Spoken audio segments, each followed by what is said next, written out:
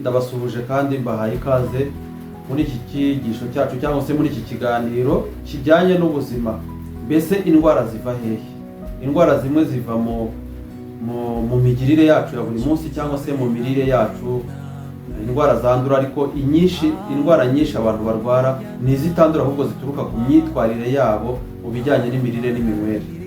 Uyu mwanya rero tugiye kureba ku bijyanye n'igifu, uko twakwita ku gifu, niba wakirwaye uko wakwitwara n'uko wakwirinda n'ibyo wakoresha kugira ngo ubashe kugira ubuzima bwiza. Tugiye kuvuga rero ku biribwa bishobora gutuma umuntu arwara igifu, bishobora kuba intandaro yo kurwara igifu mu gihe ibyo biribwa uhora ubifata cyangwa se ubifashe igihe kirekire bikazarangira biguteye indwara y'igifu. Ubundi indwara y'igifu ntabwo ari indwara yandura, ahubwo ni indwara ituruka ku myitwarire yacu itari myiza mu mirire n'iminywere, cyangwa se imyitwarire yacu mu buryo bwo kubura ibiribwa, cyangwa se mu buryo bwo gukora akazi cyane ntitwite ku buzima.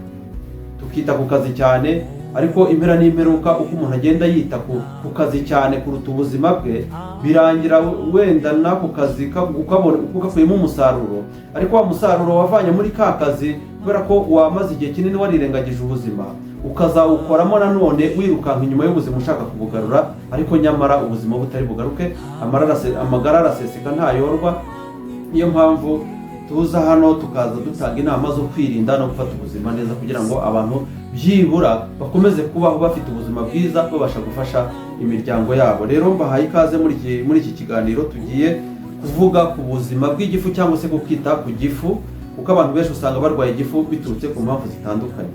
Reka tubanze dusenge mbere y'uko twinjira muri iki kiganiro. Turagushimiye Mwami Imana yacu, tugushimiye kudukunda kandi ukatwitaho, ukaba waraduhaye amagara mazima, ukatwitaho, ukaduha ibidutunga, ukaduha n'ibimera ngo bivemo imiti ibasha kutuvura mu gihe twarwaye. Ibyo turabigushimiye. Ubane natwe muri iki kiganiro, dusabye twizeye mu izina rya Yesu, amen. Gukorana n'imbaraga ikiza y'Imana. Gukorana n'imbaraga ikiza y'Imana, iyi mbaraga ikiza y'Imana ishobora no kuboneka mu bimera.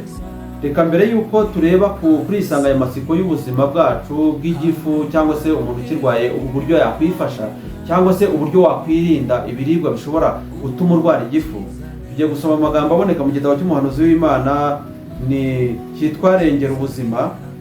Ni icyigisho cya 7. Hariho amagambo avuga ngo gukorana n'imbaraga ikiza y'Imana.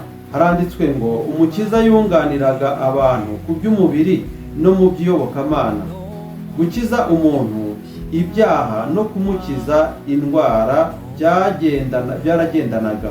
Umuganga w'umukristo agomba kwifatanya na Kristo yunganira bagenzi be mu byo bakeneye by'umubiri n'iby'iyobokamana.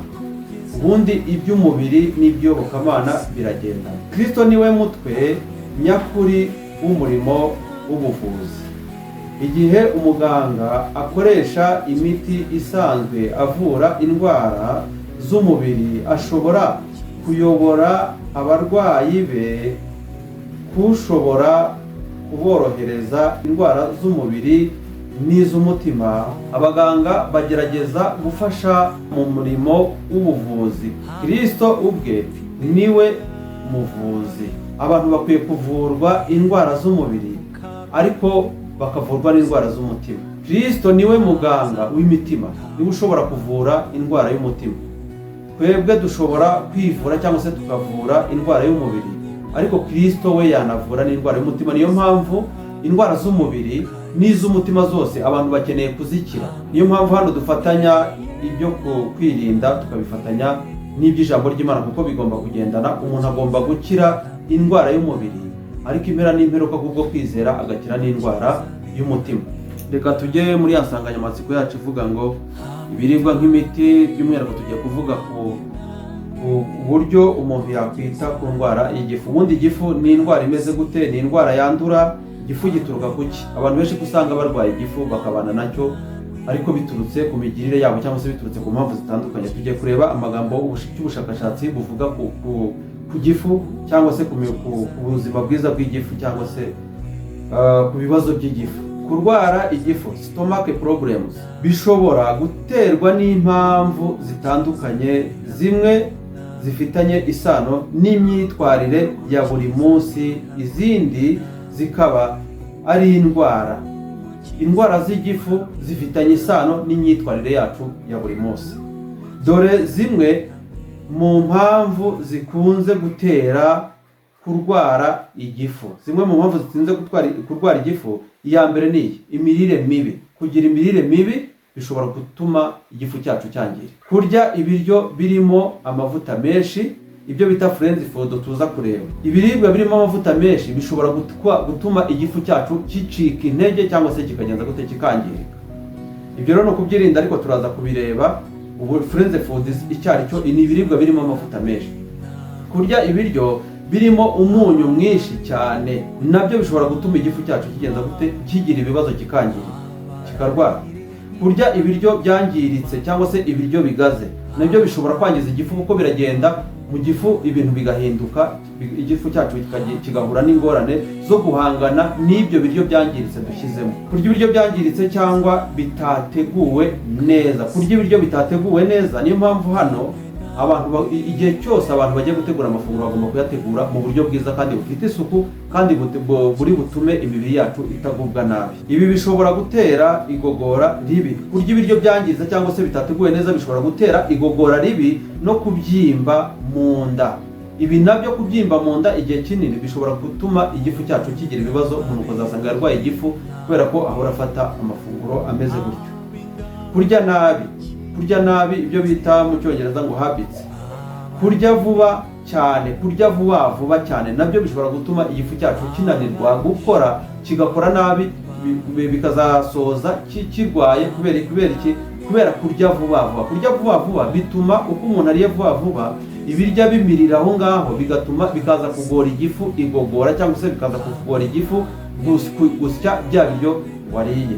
Niyo mpamvu dusabwa ngo ugomba kurya ibiryo mu kanwa ukabinoza, ukarya gake gakeya ukabinoza, kugira ngo bitaza kunaniza igifu cyangwa se bitaza gutera igifu.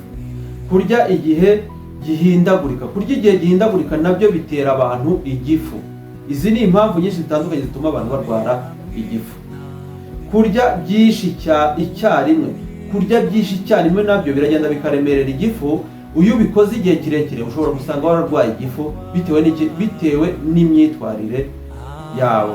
Akandi kantu ka gatatu ni stress, guhangayika. Guhangayika, umuntu ashobora kurwara igifu ataragize imyitwarire nk'iyi twabonye haruguru, ariko noneho ugasanga akunda guhora afite stress nazo zishobora kugenza gute, zishobora gutuma umuntu agira igifu gifite ibibazo, stomach problems.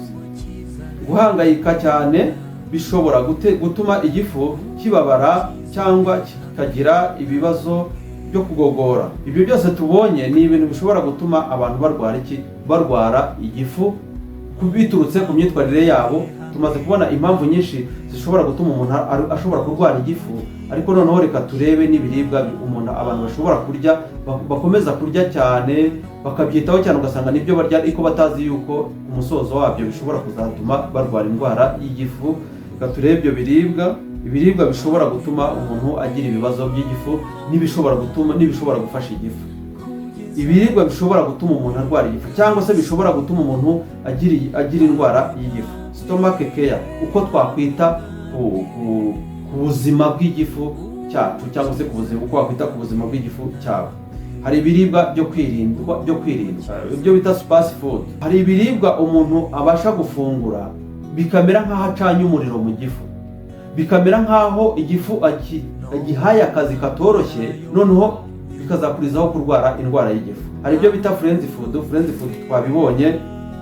Friends food ni ibiribwa bitetse mu mavuta menshi, bikawushije cyane, harimo amanyama, amafi, ibintu byose bikawushije, ibyo bita friends food. Harimo amafiriti, kubifata ku kigero kiri hejuru hari igihe bisoza abantu bagenze gute barwaye igifu, kuko ni ibintu biba bikomeye cyane. Akenshi babisiga n'amafarine bikagenda bikaganyarara cyane, kandi igifu cyacu kiba gishaka ibintu bigenje gutya, ibintu byoroshye kugira ngo tubashe kucyorohereza, kuko biriya bintu ntago umuntu iyo arimo abirya ntago abasha kubikacanga kugira ngo bigere aho byoroha, bize no korohera igogora mu gifu.